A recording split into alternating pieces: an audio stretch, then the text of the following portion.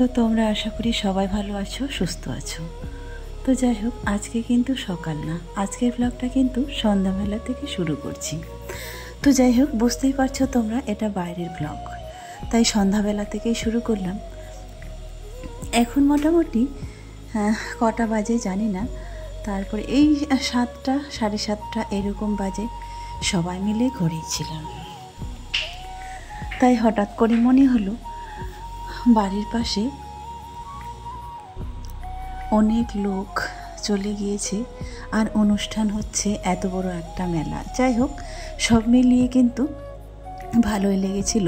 তাই ভাবলাম ঘরেতে আর বসে থাকবো না, 2 মেয়েকে নিয়ে একটু বেরিয়ে আসি। আর আমাদের থাকার কিংবা যাওয়ার কিংবা কোথাও ঘুরে আসবো, 1টা রাত্রি 2টা রাত্রি থেকে আসবো, সেই রকম মোটামুটি আমাদের লোকালয়ে কোনো জায়গা নেই। তাই ভাবলাম ওই যতটুকুই বাইরে থেকে ঘুরে আসি, আধ ঘন্টার জন্য হোক বা 1 ঘন্টার জন্য হোক, তাতেই যেন অনেক খুশি লাগে আর মনটাও একটু ভালো লাগে। এই রাস্তাটা দিয়ে প্রায় আমি বাজার করতে যাই, বলতে রাজা বাজারে যখন বাজার করতে যাই, সবজি বাজার প্রায় আসা হয় বাজার গেলেই, তাছাড়া কিন্তু এই রাস্তাটা দিয়ে আসা হয় না।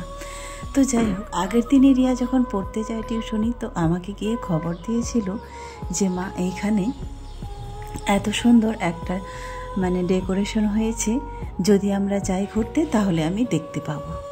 ফাইনালি যাই হোক, ওর কথা মতো চলেই আসলাম। সত্যি আসার পরে তো মনটা ছুঁয়ে গেছে, কিছুতেই মনে হচ্ছিল না এখান থেকে আর ফিরে যাব, থেকেই যাই মনে হচ্ছে। ছিলামও মোটামুটি আধ ঘন্টার মতো দাঁড়িয়ে। এত সুন্দর করে সাজিয়েছে আর দেখে তো চোখ ফেরানো যায় না, তাই না? তোমাদের কার কার এমন ভালো লাগছে বলো তো? এমন জায়গায় আসলে মনে হয় না যে ফিরে যাব। তো যাই হোক, সেটা দিয়েই সমস্ত কিছু আমাদের আনন্দ, উল্লাস, যাওয়া, স্বপ্ন পূরণ, শান্তি বলো, যেটাই বলো না কেন, এই দিয়েই হয় আমাদের। একটু কোথাও গেলাম, ঘুরে চলে আসলাম, আর কোথাও যাব, কোথায় যাব, এটাই তো আমাদের সমস্ত কিছু, তাই না?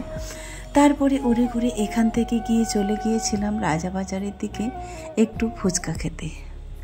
তারপরে ওখানে গিয়ে ফুচকা, 2 মা বেটি মিলে ফুচকা খেলাম। ফুচকা খেয়ে বেশ কিছুক্ষণ দাঁড়িয়েছিলাম।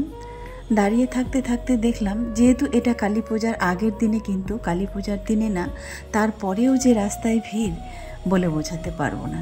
একটা কথা তোমাদেরকে বলি, মেদিনীপুরে দুর্গাপূজার সময় আমি এত ভিড় দেখিনি, মানুষের এত ভিড় দুর্গাপূজায় দেখতে পাইনি, যেই ভিড়টা আমি এই কালী পূজায় আর সরস্বতী পূজায় দেখতে পাই।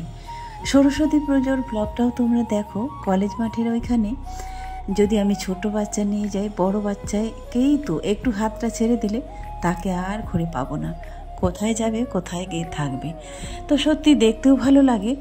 তো ভাবলাম ঘরে আর কি বসে থাকবো, তাই রিয়াকে নিয়ে চলে এসেছিলাম। রাজা কিন্তু আসেনি, সে বুঝতে পারেনি যে এরকম হয়েছে, সে কিন্তু বুঝতেই পারেনি। বাড়িতে গিয়ে বললে আর এই ব্লগটা দেখলে তবে সে বুঝতে পারবে, তার আগে কিন্তু বুঝতে পারবে না। তো মনে হলো আজকে যেহেতু দেখে যাচ্ছি, তাহলে কালকের দিনে ওকে নিয়ে আসব। তো আসলে তো এটা কালী পূজার আগের দিনে, কালকের দিনে নিয়ে আসব, এটা ওকে ভেবেছি। তাহলে কালকে 3 মা বেটি মিলে চলে আসবো।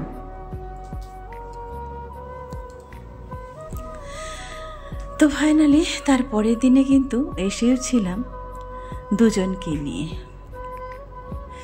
এই তো এখান থেকে শুরু। দুর্গাপূজার সময় মনে হয় এত মানুষ আনন্দ করেনি, এত উল্লাস করেনি আজকের দিনে যেটা দেখে গেলাম। আসলে এক এক জায়গার এক একটা নিয়ম থাকে মনে হয় হয়তো, তাই না? তো চলো, 2 জনকে নিয়েই বেরিয়ে পড়েছি।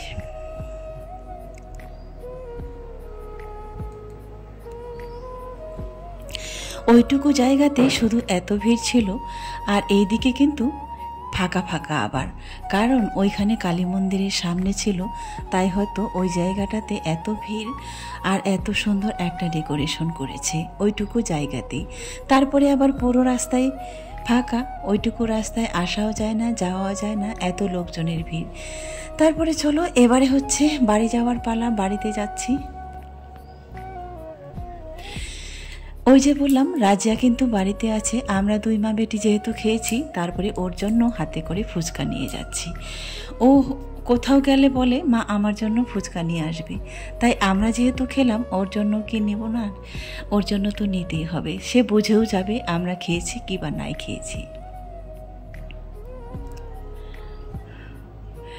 আস্তে আস্তে রাস্তায় এই একটা বাড়ির সামনে যখন প্রদীপগুলা দেখতে পেল, রিয়া তাই একটু ভিডিও করে নিল। এই কালী পূজার সময় মোটামুটি এই শহরের প্রত্যেকটা অলি গলি, প্রত্যেকটা বাড়ি সেজে উঠেছে এই আলো দিয়ে। এই তো এটাই হচ্ছে, আজকে বোঝা যাচ্ছে এটা আলোর শহর। কটা 7টা বাজেনি, 7টা বাজতে যাচ্ছে আর কি, 6:50। তো চলো এখন হচ্ছে আছি ঘরে। আর রিয়া গেল এইমাত্র পড়তে গেল, ওর পড়া আছে, তবে রাজিয়ার কিন্তু আজকে পড়া নেই। ও হচ্ছে ঘরে যা কাজ ছিল সমস্ত কিন্তু টুকটাক করে ওই কমপ্লিট করলো। চালটা এনেছে, চালটা এখনও ঢালা হয়নি, চালটা ঢালবো, বস্তায় আছে। তো চলো একটু তোমাদেরকে ভিডিও দেখাই, আজকে একটা নতুন জিনিস দেখাই। চলো, এটা হচ্ছে তার পরের দিনের বন্ধুরা। যেহেতু একটা দিন গ্যাপ ছিল, ভিডিও আসেনি, তাহলে বুঝতেই পারছো এটা হচ্ছে তার পরের দিন। এখন মোটামুটি 7:30 মতো বাজে। তারপরে আজকের দিনে তো ভেবেছিলাম আজকে যাব না, কিন্তু যখন বসেছিলাম কিছুক্ষণ পর, তো তারপরে রিয়া এসে বলছে মা যাবে না, আজকে চলো, আজকের দিনে কিন্তু আরও ভালো কিছু দেখতে পাবে। তো এই যে ফাইনালে তো চলেই এসেছি। তো এই যে দেখতেই পাচ্ছ, এই তো কালকের একজনের ব্লগে দেখেছিলাম এই পান্ডাকে, হয়তো সম্ভবত নদিয়ার একজনের ব্লগে ছিল। তাই আমার এত কাছে থেকে কোনোদিনও দেখা হয়নি, ফাইনালে কিন্তু আজকে দেখা হয়ে গেল আমার সাথেও। রাজিয়া কিছু ছবি তুললো, সবাই যেহেতু মোটামুটি তার সাথে ছবি তুলছে, আমারও কিছু তোলা হয়েছিল। আর এই তো রাজিয়াও তুললো কিছুটা, দেখে ভালোও লাগছে। দূর থেকে দেখতাম, ওই যে বললাম এত কাছে থেকে কোনোদিনও দেখা হয়নি, ফাইনালি আজকে কিন্তু এত কাছে থেকে আমারও দেখা হয়ে গেল। আসলে প্রত্যেকটা জিনিসের মানে এক এক রকম মানুষের চাহিদা থাকে দেখার, হয়তো সেটা কখনো হয় কিংবা কখনো হয় না। আর একটা কথা বলি, পৃথিবীটা গোল তোমরা সবাই বলো, তো আমিও সেটাই বলি, ঘুরতে ঘুরতে একদিন না একদিন দেখা হয়েই যায়। পৃথিবীর যেই প্রান্তে থাকি না কেন, ঘুরতে ঘুরতে কিন্তু ঠিক একদিন তারই সাথে দেখা হয়ে যায়। তো আমরা কিন্তু অনেক আগে এসেছি, সে কিন্তু ছিল না, তারপরে হঠাৎ করে যখন চলে এলো, তাহলে ভালোই হলো, কিছু ছবিও তোলা গেল আর কাছে থেকে দেখাও হলো। আর আমি কেন, এখানে যত মানুষ ছিল সবাই প্রত্যেকে শুধু এখানে আসছিল ছবি তোলার জন্যেই। তারপরে এই জায়গা থেকে কিন্তু আমরা মোটামুটি যাইনি, বেশ কিছুক্ষণ ছিলাম। ভেবে এসেছিলাম ঘরে যেহেতু আজকে কোনো কাজ নাই, আমার যেহেতু আজকে ছুটি, বেশ মোটামুটি 10টা 10:30 নাগাদ থাকবো, এরকম প্ল্যান করে এসেছিলাম। কিন্তু না গো, অত রাত পর্যন্ত থাকিনি, এই 9টা মতো বাজে, তারপরে কিন্তু বেরিয়ে চলে আসছিলাম। ওরা বেশ আনন্দ উল্লাস করে ততক্ষণ পর্যন্ত ছিল। তারপরে যেহেতু মানে মোটামুটি সমস্ত কিছু কমপ্লিট হয়েই গেল, তারপরে আর কিছুতেই থাকবে না, তো বললো চলো। তবে আমরা শুধু না, অনেক লোকই প্রায় শেষের দিকে বাড়ি চলে যাচ্ছিল। এই রাস্তাটা যে পার হয়ে আসবো সেই চান্সও ছিল না, এত ভিড় ছিল শুধু এইটুকু জায়গায়। এইটুকু জায়গা বলতে এই হবিবপুর পুলিশ ফাঁড়ি থেকে আর এইদিকে কি বলে একটা সেন্টাফুটিয়া ক্লাব পর্যন্ত, এইটুকু জায়গায় মানে একটু যে বেরিয়ে আসবো তার জায়গা ছিল না। এখানকার পুজোটা মানুষ যখন এমনিতে দেখতে পায়নি, তারপরে কিন্তু উপরে কি বলে স্ক্রিনে দেখছিল সবাই। তো এই তো দেখতেই পাচ্ছ, এটাই তো একটা আনন্দ, তাই না? এত মানুষ হয়তো কোনোদিনও একসঙ্গে জমায়েত হয়নি। এই আনন্দ, এই অনুষ্ঠান না হলে একত্রে কিন্তু এত মানুষ কখনোই হয় না। আর যখনই একটা অনুষ্ঠান কিংবা কোনো আয়োজন হয়, একত্রে সবাই হয়, সেই আনন্দ উল্লাসটা কিন্তু তখনই পাওয়া যায় প্রত্যেকটা মানুষের কাছ থেকে, তাই না?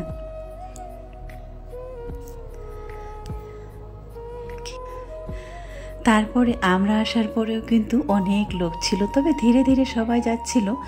তারপরে আমরাও শেষে ধীরে ধীরে বাড়িতে চলে এলাম। এখান থেকে যদিও আমার বাড়িটা খুব একটা দূরে না, মোটামুটি কাছেই।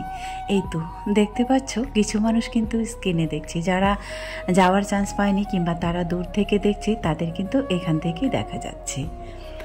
জায়গাটা অল্প হলেও কিন্তু সামনে একটু জায়গা ছিল, সেটা কিন্তু আজকে বুঝতে পারলাম এদের জন্যই ফাঁকা করে দিয়েছিল।